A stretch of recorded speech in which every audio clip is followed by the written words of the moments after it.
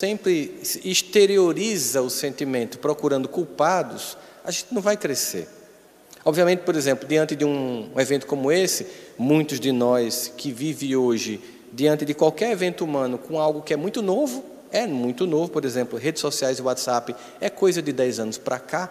Então, assim, o fato de que antes da gente estar chorando, chega um meme para a gente rir da própria história, é uma coisa que é nova para a gente, é uma coisa muito comum, mas também chega teorias da conspiração que foi criada, e tem quem acredita. Eu estava vindo ontem num voo, e no meio do voo o cara veio conversando comigo, até legal, mas no meio do voo ele começou a dizer que tinha sido uma criação, e dizia quem tinha criado e por que tinha criado, e eu comecei a dizer, meu Deus, eu vou ouvir isso até Campina Grande, né? Aí eu comecei a pegar minha almofadinha de pescoço, tal, para ele sentindo que eu ia dormir, porque não ia dar para rolar o papo, nada contra quem acredita que é uma conspiração global para as bolsas caírem, a pessoa comprar ação e subir, tá? Mas é que a gente observa o seguinte, as dores, sejam elas criadas ou não, elas nos levam a fazer algumas viagens que a gente não quer. Provavelmente, eu acredito que muitas pesquisas serão feitas, certamente daqui a 2, 3 anos, quem é da academia, quem é professor da universidade sabe, sobre as reações psicológicas das pessoas que ficaram enclausuradas nas casas, nos países, como por exemplo está acontecendo na Itália. Os eventos bonitos que a gente viu das pessoas cantando na janela para dizer, nós estamos conectados, apesar de estarmos distantes, não estarmos tocando toques e fluidos, a gente está conectado, estamos cantando as músicas que criam a nossa identidade. Na cidade de Wuhan, os chineses todo dia, uma certa hora, abrem as janelas e cantam o hino nacional da China, o que revela, assim, existe em nós um caráter de necessidade de grupo, de ser gregário, de estarmos juntos, de levarmos em consideração o caráter civilizatório que nos torna humano. Mas vamos então ao que a aprendizado da dor nos traz de forma mais comum. Primeiro, a pergunta é, você acredita ou você apenas está escutando e não, mas você acredita realmente que a dor traz um aprendizado? É uma pergunta que você tem que se fazer a você mesmo. Os seus eventos anteriores de dor, e eu não estou querendo dizer que eles não são angustiantes, que a gente não fica no quarto chorando sozinho, que às vezes ninguém aguenta mais nos escutar, nem a gente mais aguenta as queixas que a gente faz para a gente mesmo. Não estou querendo dizer que isso não aconteça, que essas fases não façam parte da dor. Ao final das dores do passado, você acredita, analisando sua própria vida, esqueça de teorias, de livros lidos, qualquer que coisa seja, a partir de sua própria experiência, você acredita que ao final de um processo como esse, houve aprendizado?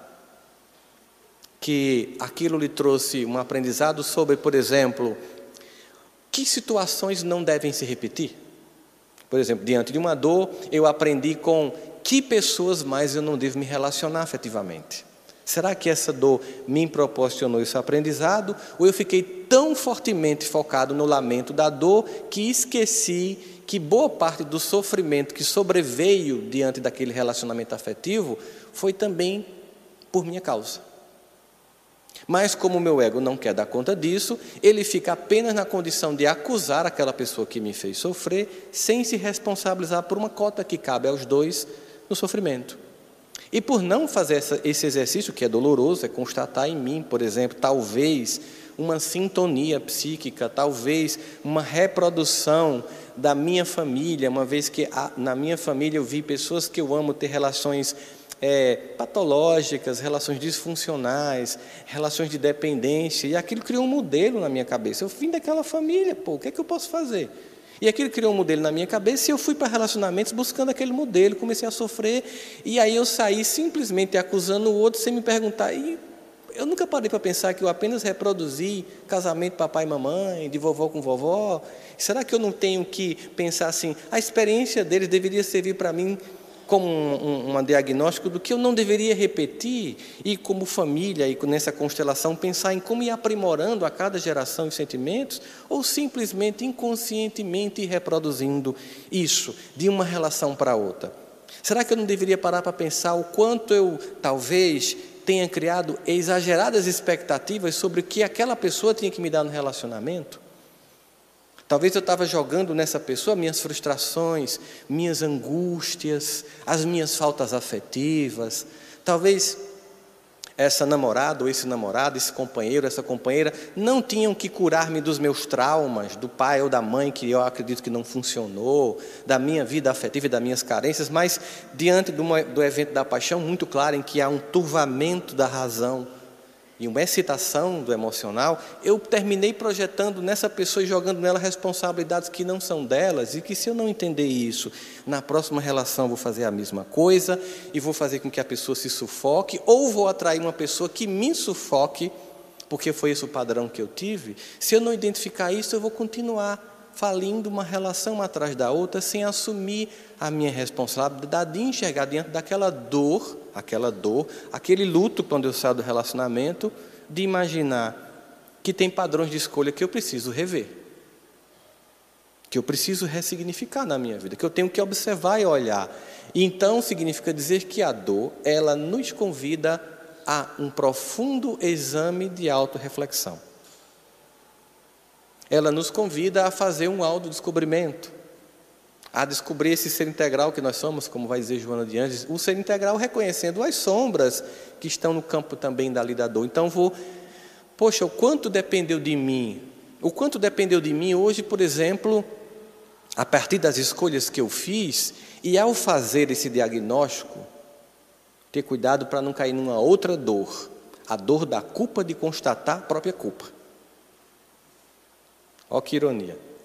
Ao fazer o diagnóstico, eu descubro que eu tenho uma parcela significativa de culpa e começo a me culpar ainda mais, porque simplesmente descobri que eu também fiz parte dessa dor que aconteceu na minha vida. Esse diagnóstico não é para culpar, é como Joana de Ângeles nos propõe, ao invés de se culpar, se responsabilizar. Será que escolhas que eu fiz, quer eu tenha tido consciência ou não, no passado, me colocou nessa crise profissional de hoje em dia? Eu não tenho culpa, por exemplo, se eu escolhi no passado uma profissão que eu não sabia que ia deixar de existir com mudanças tecnológicas e inteligência artificial.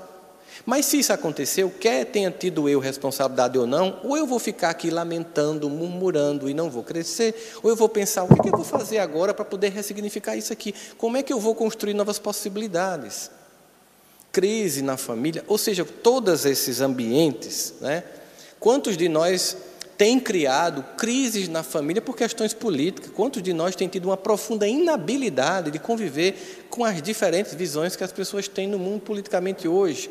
Quantos de nós está brigando com parentes que têm importância afetiva significativa por pessoas que nem suspeita que a gente existe? Isso é o que está em o Evangelho segundo o Espiritismo, na categoria de sofrimentos voluntários.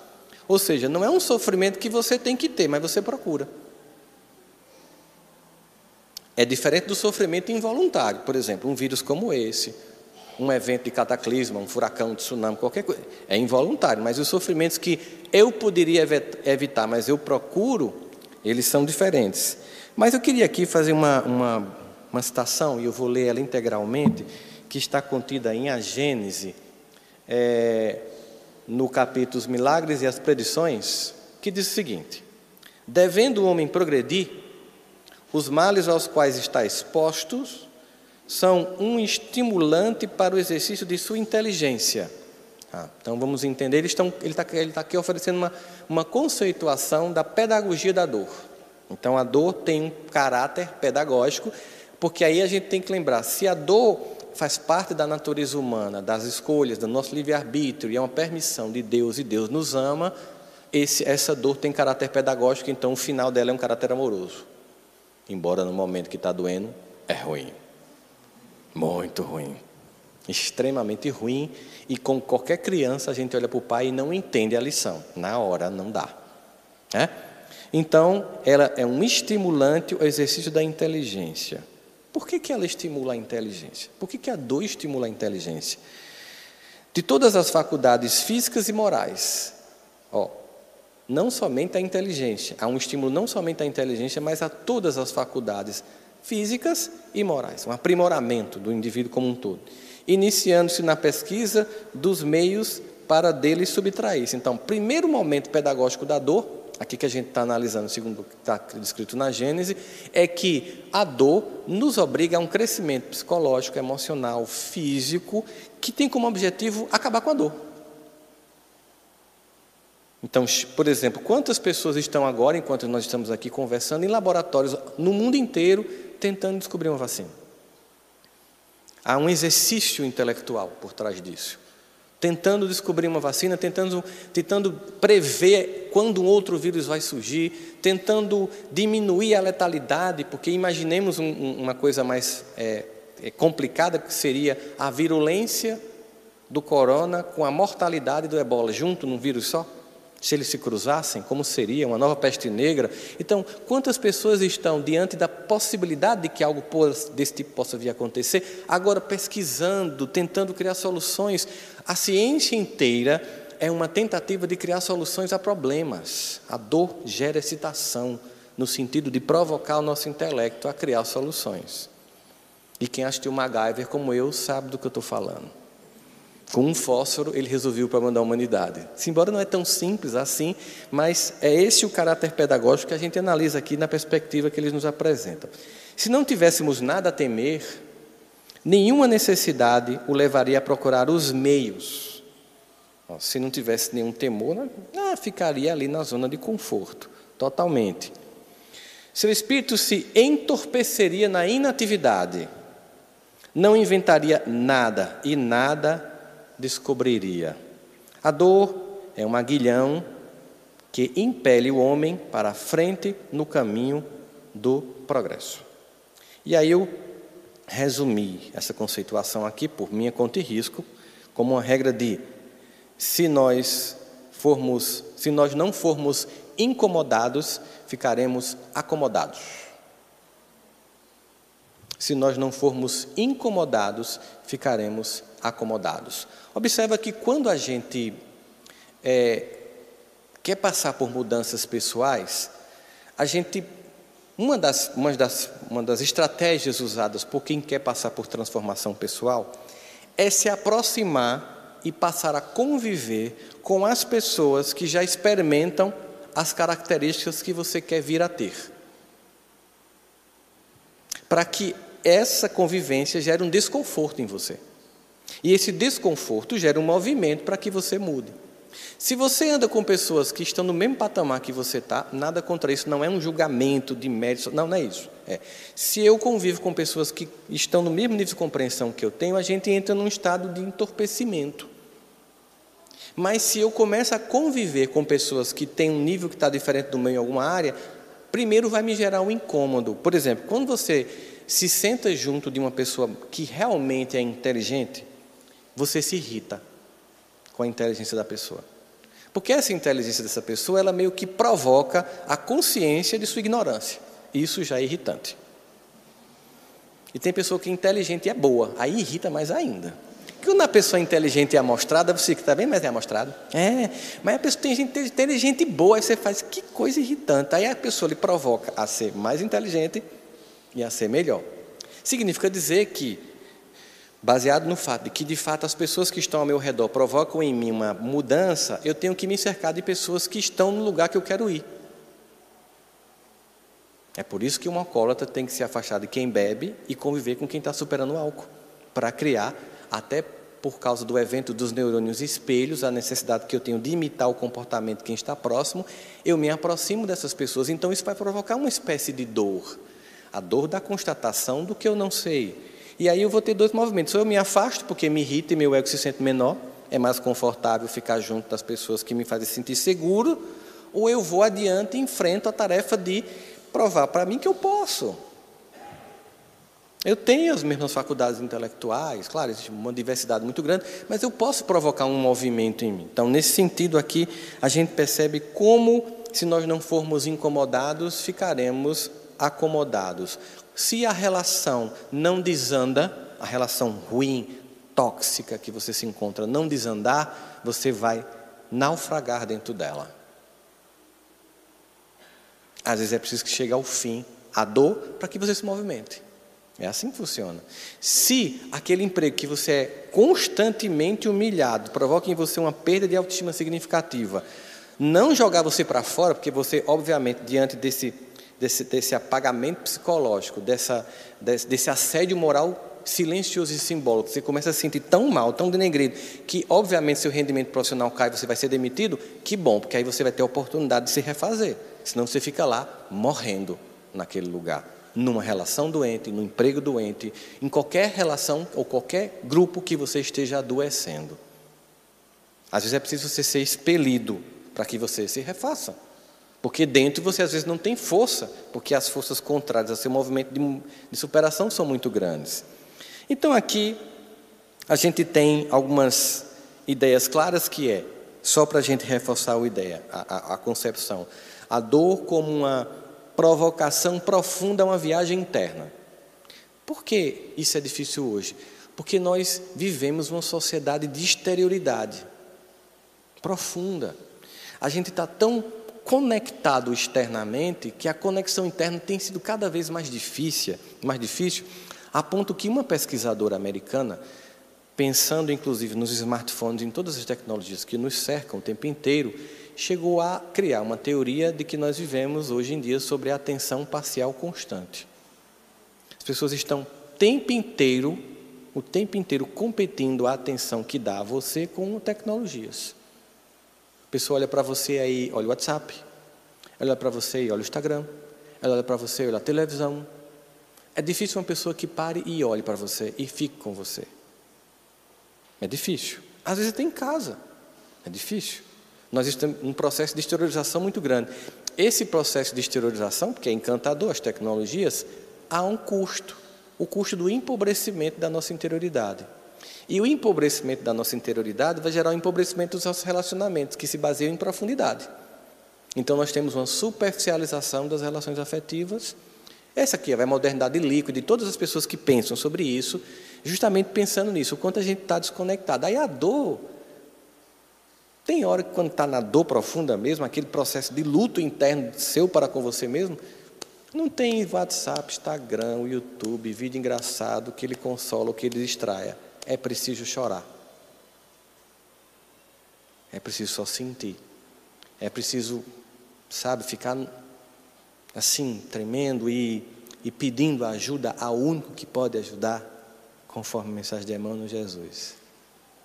Não vai ser a quantidade de pessoas que curtem seus posts, não vai ser nada disso, que é tão encantador, mas que não vai funcionar nessa hora, somente Ele, que vai entender até o que você não conseguiu ainda nominar, porque é uma dor que está tão estranha, porque você deixou de se reconhecer, que você não sabe que nome você dá. Mas Ele, conforme diz Davi, que sonda, mesmo quando faltam em nós palavras, vai chegar lá e vai acessar a tua dor, e se você pedir com convicção, conforme a mensagem que Emmanuel coloca, com verdade no coração, você vai ser ouvido. Nós temos ainda a dor como um excitante à inteligência, e aqui André Luiz nos diz o seguinte, no seu livro Nosso Lar, na página 49, dor, para nós, significa possibilidade de enriquecer a alma. Para nós, ele está falando, nós que estamos aqui do outro lado, sem o amortecimento do mundo material, vendo em plano longo, em um processo de história pessoal, que aquele evento que hoje nós reputamos como inviável, insuportável, incompreensível, está forjando competência. Dor como forma de forjar competência. Não tem. E se você tentar antecipar o processo, você queima etapas. Observa que é um conselho muito comum a pessoa dizer para você assim: saia logo. Você não fica em casa na fossa, não. Vá para uma festa, encontre outra pessoa. Encontrar outra pessoa nessa fase é tão perigoso como ir para Wuhan agora. Wuhan é a cidade chinesa onde começou o coronavírus, Roberto. Ela está perguntando à mãe, eu estou vendo aí, estou perguntando à tua mãe. Wuhan é exatamente essa cidade. Então, se eu estou mal, afetivamente, eu estou com a imunidade afetiva baixa. E aí porque todo mundo, não, vamos sair. Quando eu vou sair, vai ser desastroso. Porque eu vou ver um monte de gente feliz. Eu vou ver um monte de posts de gente feliz. E porque eu estou mal, vou encontrar e sintonizar um infeliz novamente. Por quê? Porque eu preciso entender que aquele evento provocou uma perda de autoestima, então eu preciso recuperar meu amor próprio. A primeira pessoa que eu tenho que me apaixonar para voltar a me apaixonar por alguém é por mim mesmo. Como é que eu vou me apaixonar por alguém se eu estou um lixo? Me sentindo feio, incapaz, estúpido, emocionalmente incapaz, em todas as áreas. Porque quando a relação, a gente não tem maturidade para chegar para o outro, vocês sabem, no plano ideal é assim. Você percebeu que não está rolando mais entre nós dois? Vamos conversar aqui. Eu acho que antes que chegue a um fundo do poço, eu acho que a gente deve entender, e não é nada contra você, nem você contra mim. Foi massa, até enquanto durou. Bem, né? Foi eterno enquanto durou, mas é um eterno que acabou. E eu acho que seria bom a gente perceber que vamos cada um para um lado. A gente não faz isso. Não dá. A gente vai afundando, vai se humilhando, vai se degradando, vai se maltratando. E quando sai, dois destroçados. Mesmo que algum saia por cima, porque já sai com alguém ou porque traz alguma coisa, são duas pessoas que estão destroçadas. Então, trabalho de refazimento. É preciso recolher. No mundo de hoje, a gente não tem dado espaço para o recolhimento. A dor obriga a esse processo. Nós temos então ainda que entender um outro caráter, que é apresentado na obra de Viktor Frankl. É muito interessante porque ele nos diz o seguinte: a capacidade para sofrer forma parte da própria educação de um ser humano. A capacidade para sofrer forma parte da própria educação do ser humano e uma fase importante do crescimento interior e também da auto-organização. Olha só. Eu preciso me reorganizar, então a dor faz parte desse processo. E um ser humano maduro, ele tem que ter a capacidade de entender isso. Mas aí, o que tem como problema hoje? Nós temos uma incapacidade de enfrentar a dor física e espiritual, porque nós vivemos uma cultura de excesso do prazer. Numa sociedade de excesso do prazer, a dor não é bem-vinda. Ela é caracterizada como algo a ser sempre totalmente evitado. E aí nós temos, para completar esse quadro, é uma fala muito comum minha, que muitas pessoas sabem, não é uma fala minha, é uma fala das ciências do comportamento, que eu reproduzo, para que fique bem claro, não inventei nenhuma teoria, eu não sou o criador de nenhuma teoria psicológica, eu sou um psicólogo mero repassador de conteúdos das ciências do comportamento. As ciências do comportamento percebeu que dos anos 70 para cá, os pais, porque são maus, não é porque são maus, acharam que a felicidade dos filhos reside na evitação da dor. Em não permitir que eles sofram, como se fosse possível, depois que eles fossem para o mundo, você continuar impedindo que a dor do mundo chegue até o coração dele ou dela. E uma sociedade que cria filhos que não podem sofrer e que ao mesmo tempo pega o prazer, a dor perde o sentido e as pessoas não amadurecem. E quando ela vem com muita força. E a experiência tanto é individual como é coletiva. Por que eu cheguei em cima da hora? Cheguei em cima da hora porque eu estou há 7 dias em aeroportos. Inclusive, eu estava ontem no de São Paulo, durante 6 horas dentro do aeroporto, esperando a conexão para Campina Grande. Eu não ia tirar foto com vocês, era falta de caridade. Por isso que quando fizer a prece, eu vou sair, mas não é porque eu sumi. É justamente também para evitar isso, porque provavelmente a próxima reunião vai ter com pouca gente. Porque os países que tomaram as medidas mais preventivas foram os que conseguiram maiores resultados de evitar uma incidência maior. E nós sabemos que as próximas 3 semanas vai haver um pique muito gigante no Brasil. Então, cautelas são para isso. A gente tem que olhar para esse evento sem pânico. Porque sempre aconteceu.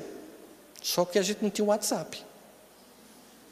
E isso gera uma pressão maior, porque ficam mandando para a gente gráficos, estatísticas, depois vem piadas junto, aí você não sabe se ri, se chora, se tem medo, se vai fazer uma feira, você fica naquela dúvida, né? Fica aquela agonia o tempo todo. Meu Deus, eu compro papel. Na Inglaterra acabou o papel higiênico, aí eu fui ler sobre isso, aí os pensadores, as pessoas têm uma ideia de que vírus é uma coisa nojenta e papel higiênico é um símbolo de limpeza.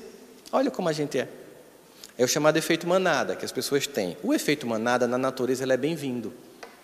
Os animais se juntam em forma de manada para evitar o ataque de animais que tentam destruir. No caso dos seres humanos, o efeito manada é perverso, porque a gente perde racionalidade E começa a se comportar como todo mundo está dizendo. E se eu estou numa bolha, e todo mundo está numa bolha hoje em dia, né? Se eu estou numa bolha que eu só recebo coisas do meu grupo que pensa como eu, que vota como eu, que tem minha religião, que tem, enfim, qualquer que seja a bolha, eu só vou receber aquelas informações distorcidas. E aquilo vai me dar pânico, medo, angústia e tal. E aí você começa a perceber que o convite que nos é feito é entender o seguinte: um único ser humano é capaz de contaminar centenas de seres humanos. Um único ser humano é capaz de salvar e libertar um povo como fez Mahatma Gandhi. Não vou colocar nem Jesus nessa história, porque ele está muito acima de qualquer comparação que eu pudesse fazer aqui agora. Não vou nem colocar, porque ele é o Salvador. E interessante é que numa sociedade que resolveu levantar muros, que acha que tem que criar fronteiras, o vírus diz: nem adianta. Não adianta. E esse é um vírus extremamente democrático, diga-se passagem, porque o Zika vírus, não, ele foi perverso. A maior parte das pessoas vítimas do Zika vírus foram pessoas pobres. Pessoas de classe média tiveram Zika grávidas e as crianças não nasceram com microcefalia. Ainda está se estudando sobre isso. A Adriana, nossa amiga aqui de Campina Grande, disse que tem muita gente. Por que isso aconteceu? Mas o corona não, ele é ecumênico, né?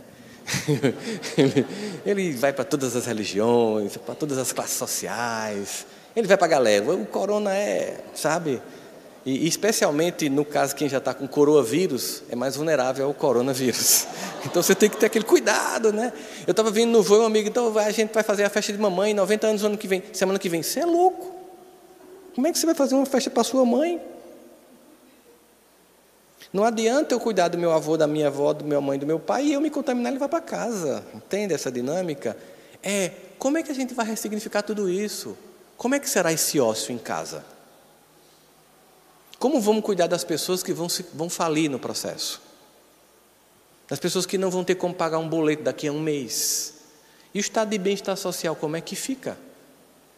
Olha quantas coisas a gente vai ter que ressignificar, aprender, pensar. Quantos estudos vão ser feitos? Historiadores, sociólogos, psicólogos, médicos, sobre esse evento que está tomando conta da humanidade agora e que vai passar. Mas e se ocorrer agora, assim que a roçanda acabar, porque termina de 9 e o supermercado fecha de 10, e pegar a minha parte, eu garanto alguma coisa? Não. Se você fizer uma feira bem massa e os seus parentes começarem a não ter feira, você vai fechar a sua casa? Como é que vai ficar? É um convite a perceber quanto nós estamos conectados. Acabar de querer excluir. Porque a solução para um evento como esse é união, não separação. Nós somos raça humana, projeto humano ainda imperfeito, como diz Emmanuel, sim, claro, sabemos, né? Pseudo-civilização, sim, mas sim. Porque nós um dia resolvemos nos unir. Porque se quem tivesse vencido a corrida evolutiva fosse o mais forte, quem estava falando aqui era um Tiranossauro Rex. Mas foram os mais unidos, flexíveis e adaptáveis. O mundo nos chama agora para... No mundo em que, nesse momento histórico, se prima pela separação de grupos, pessoas e países, o mundo nos convida à unidade. Dependendo da circunstância, você vai ter que receber aquela pessoa que votou no candidato que você não gosta na sua casa. Olhar para ela e dizer assim: poxa, eu tenho que entender que a gente, até aquele dia se amou, não pode acabar esse amor tão rápido. Talvez esse Big Brother pessoal que a gente vai ficar todo mundo em casa, a gente resolva não mais apenas maratonar Netflix, mas maratonar os relacionamentos. Conversar, dialogar, se reconectar, se reencontrar. Quem sabe essa seja a estratégia, quem sabe esse seja o convite. Bom, a gente ainda tem a dor como um evento que gera o que a gente chama de pós-crescimento. É o que na psicologia vai chamar de evento que a gente chamaria de crescimento pós-traumático. Vocês conhecem o primo que é o estresse pós-traumático. A pessoa sofre um sequestro, sei lá, leva uma queda, a gente tem um estresse pós-traumático, depois de um acidente, é comum. Mas o crescimento pós-traumático é objeto de estudo da psicologia, é objeto de estudo das ciências do comportamento, que após eventos de dor, há crescimento. não é somente mais uma fala no plano das religiões. Há uma constatação disso, de processo de amadurecimento. De repente, aquela doença que te incapacitou e que te colocou num leito, fez o que a vida inteira não conseguiu fazer por você, religião nenhuma conseguiu fazer por você, fazer você refletir, pensar, escrutinar a mente, avaliar escolhas e repensar a vida. Então a gente tem aqui algumas coisas que são interessantes para a gente pensar sobre o crescimento emocional. Primeiro é que uma das formas de eu conseguir aprender com a dor, porque tem formas para aprender com a dor, existe uma pedagogia de como aprender com a dor, porque muita gente não aprende, só repete. Um relacionamento frustrado atrás do outro, uma profissão frustrada atrás da outra, conflito atrás do outro, porque simplesmente sente a dor, lamenta, culpa, projeta lá fora e não se responsabiliza. Para aprender com a dor, condição sem a qual você não consegue fazer isso, você tem que fazer um mergulho dentro de você mesmo. Primeira etapa é essa. Segunda etapa é que você tem que entender que sim, existem lições específicas que cada dor traz. Por mais que a gente tente consolar alguém, quando alguém vem conversar com a gente, e por mais que a nossa história seja parecida com a da pessoa, tipo, a pessoa sofreu uma decepção amorosa, a pessoa perdeu alguém querido, um filho, uma filha, ou um marido, ou um esposo, ou um companheiro, enfim, e você também passou pela mesma dor. Por mais que você passe pela mesma dor, e você vai conversar com a outra pessoa, o aprendizado para você não necessariamente vai ser o aprendizado daquela pessoa. Não que nós não devamos conversar uns com os outros quando alguém está sentindo uma dor e que a gente entende muito mais por um processo empático de experiência pessoal, por estar passando ou por ter passado por uma dor semelhante, o que me dá uma condição emocional de falar com muito mais altivez com você. Se você, por exemplo, é uma mãe enlutada e eu também sou um pai enlutado, você vai entender muito melhor o que eu estou passando. Mas ainda assim tem um limite. Porque as circunstâncias da relação que você tinha com seu filho e a que eu tinha com o meu, vai gerar um processo de aprendizado diferente. É muito particular. A dor traz uma lição muito única para cada um de nós. E, finalmente, a mudança. Porque se depois de todas essas experiências, de sofrer, de saber o quanto dói, o quanto é difícil, o quanto tem dias que é tão desesperador que alguns pensam em desistir, depois de todas essas experiências, se você não entender que há aí um convite real para a mudança, não adiantou de nada. E esse convite é que você reconhece que a situação atual ensina para você que é preciso seguir um novo caminho. Tem que fazer coisas diferentes, tem que tomar atitudes diferentes. Aquela frase atribuída a Albert Einstein, que não é dele, mas nem por isso deixa de ser desprovida de verdade.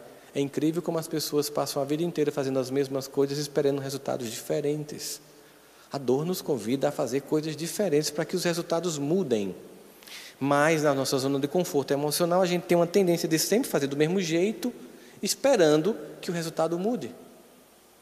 A experiência é desconfortável, a experiência é angustiante. Cada um de nós aqui tem uma história muito pessoal, um conjunto de circunstâncias, de variáveis que foram se montando ao longo da nossa vida, que fez com que nós fôssemos quem nós somos. Essas variáveis, muitas delas, não dependeu muito da gente no começo, na infância. Não foram escolhas muito conscientes. Mesmo que eu tenha escolhido antes de reencarnar, não foram muitas escolhas conscientes depois, quando eu estava aqui, vivendo aquelas dinâmicas. Chega um momento que passa a ser consciente. Passa a exigir de mim uma coisa muito forte. Existe uma dor que eu queria que a gente refletisse aqui. É a dor da autonomia, que muita gente se nega a ter. A dor de se responsabilizar sobre a própria vida, que muita gente se nega a ter.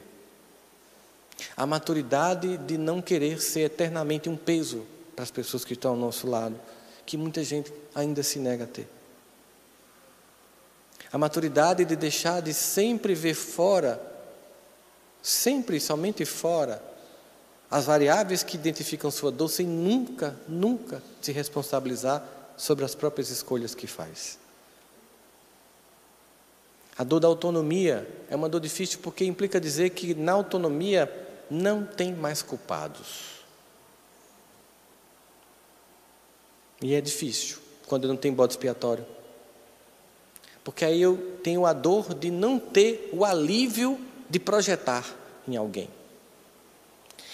Se por um lado aumenta o nível de dor, a gente percebeu que a dor aumenta e excita a transformação intelectual, moral e espiritual, aumenta a rapidez da solução.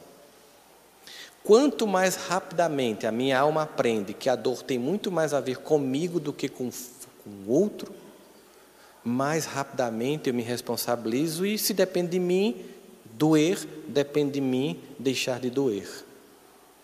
Porque quando apenas depende do outro, eu fico refém. O que eu posso fazer com o outro? O que eu posso fazer com as circunstâncias? O que eu posso fazer com o meu passado tão convenientemente instalado na minha mente como um lugar onde eu posso encontrar culpados que não podem responder, que não podem se defender, que não podem argumentar? Tão conveniente deixar todas as dores lá, sem lembrar das dores que essas pessoas que me provocaram dores tiveram. Sem querer lembrar que elas também têm sua cota de dor e sofrimento. Sem nunca querer saber o que elas passaram, o quanto talvez tenha sido mais grave do que o que eu passei, do que eu fui vítima. Enfim, essa conta aqui nunca fecha. De culpa, culpa, culpa sem se responsabilizar. Agora, é um convite a uma experiência de dor coletiva. E uma dor é tão coletiva que as nossas diferenças vão ter que ser momentaneamente estacionadas para a gente procurar uma solução conjunta. Até quem negou no plano do poder que era uma coisa inventada, está tendo que ter a realidade que é uma coisa concreta.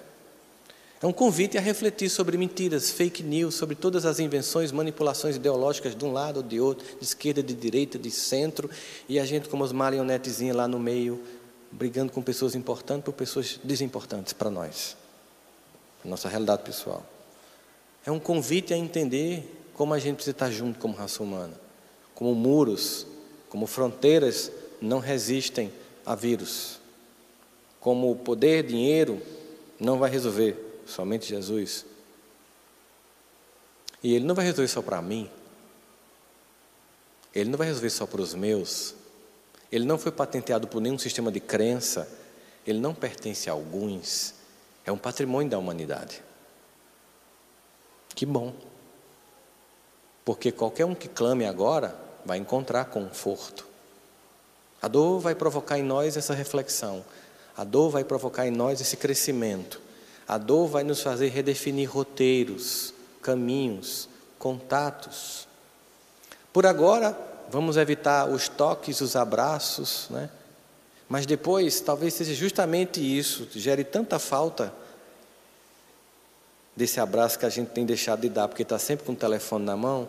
Talvez essa obrigação de não abraçar, depois venha um efeito rebote, queira eu que seja assim, da gente ter uma necessidade imensa de se tocar de novo, se abraçar de novo, se olhar de novo, se encontrar de novo. Porque nessa solidão, mesmo que a gente esteja cheio de tecnologias, vai chegar um momento que você vai enjoar as séries, vai chegar um momento que você vai enjoar os memes, vai chegar um momento que você vai querer ver gente. Aí você vai para a janela cantar com os compatriotas para dizer: nós somos um só povo. Acredito que se a gente tivesse contato com as janelas de outros países, a gente cantaria um hino coletivo de civilização humana. Que a dor, todas as outras, as nossas, e essa também, mais uma vez, traga todo o aprendizado que a gente tem se recusado em ter, sendo ela um recurso amoroso da pedagogia divina que, não desistindo de nós, percebendo a nossa existência no equívoco e na fuga pessoal, traz a dor como um recurso último de amor para acordar nossas almas entorpecidas. Muita paz a todos.